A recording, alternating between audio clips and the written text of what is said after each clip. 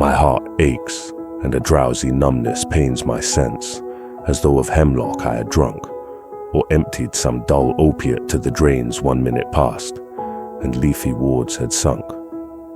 'Tis not through envy of thy happy lot, but being too happy in thine happiness, that thou, light-winged dryad of the trees, in some melodious plot of beech and green, and shadows numberless, singest of summer in full-throated ease. Oh, for a draught of vintage that hath been cooled a long age in the deep delved earth, tasting of floor and the country green dance and Provençal song, and sunburnt mirth. Oh, for a beaker full of the warm south, full of the true, the blushful hippocrene, with beaded bubbles winking at the brim and purple-stained mouth, that I might drink and leave the world unseen, and with thee fade away into the forest dim, fade far away, dissolve and quite forget what thou among the leaves hast never known, the weariness, the fever, and the fret here, where men sit and hear each other groan, where palsy shakes a few sad and last grey hairs, where youth grows pale and spectre thin and dies, where but to think is to be full of sorrow and leaden-eyed despairs, where beauty cannot keep her lustrous eyes, or new love pine at them beyond tomorrow. Away, away, for I will fly to thee not charioted by Bacchus and his pards, but on the viewless wings of poesy, though the dull brain perplexes and retards. Already with thee, tender is the night, and haply the queen moon is on her throne, clustered around by all her starry fays. But here there is no light, save what from heaven is with the breezes blown through verdurous glooms and winding mossy ways.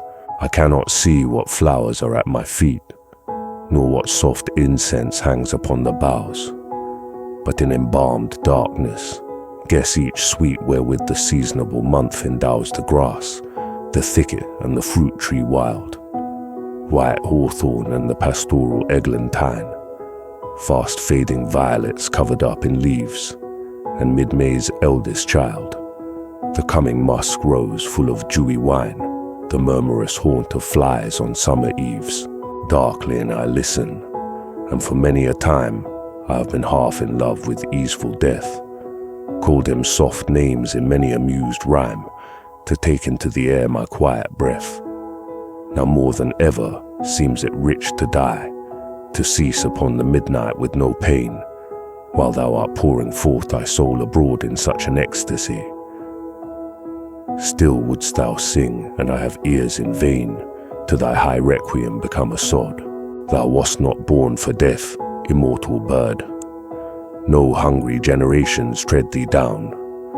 The voice I hear this passing night was heard in ancient days by emperor and clown, perhaps the self-same song that found a path through the sad heart of Ruth, when sick for home, she stood in tears amid the alien corn, the same that oft times hath charmed magic casements, opening on the foam of perilous seas, in fairy lands forlorn. Forlorn, the very word is like a bell, to toll me back from thee to my sole self. Adieu, the fancy cannot cheat so well as she is famed to do deceiving elf. Adieu, adieu. Thy plaintive anthem fades past the near meadows, over the still stream, up the hillside, and now 'tis buried deep in the next valley glades. Was it a vision or a waking dream? Fled is that music. Do I wake or sleep?